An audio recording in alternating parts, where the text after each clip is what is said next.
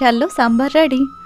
చాలులే చెప్పొచ్చు, 10 నిమిషాల్లో పప్పే ఉడకదు, సాంబార్ ఎలా రెడీ అవుతుంది అని మీకు డౌట్ వచ్చి ఉంటుంది కదా. ఒక్కసారిలా సాంబార్ ప్రీమిక్స్ చేసి పెట్టుకున్నారంటే 10 నిమిషాల్లోనే సాంబార్ చేసేయచ్చు. ఎలా తయారు చేసుకోవచ్చు నేను చూపిస్తాను, మీరు కూడా ట్రై చేయండి. కడాయిలోకి 1 కప్పు కందిపప్పు, 1/2 కప్పు పచ్చనగపప్పు, 1 టేబుల్ స్పూన్ పెసరపప్పు, 1 టేబుల్ స్పూన్ మినపప్పు, 1/2 స్పూన్ మెంతులు, 1 టేబుల్ స్పూన్ బియ్యం వేసేసి చక్కగా అంతా కూడా లో ఫ్లేమ్ లో ఫ్రై చేసి ఇవి చక్కగా వేగిన తర్వాత 1 స్పూన్ ధనియాలు, 1/2 స్పూన్ మెంతులు, 1 స్పూన్ ఆవాలు, 1 స్పూన్ జీలకర్ర ఇవన్నీ కూడా వేసేసి చక్కగా ఫ్రై చేసేసుకోండి.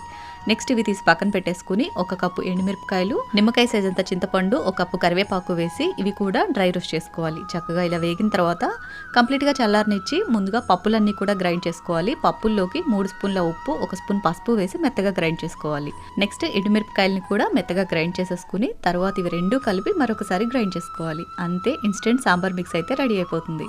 మీకు కావాలి అనుకుంటే దీనికి పోపు కూడా పెట్టేసుకోవచ్చు. పోపు పెట్టుకుంటే ఎక్కువ రోజులు ఉండదు. దీంతో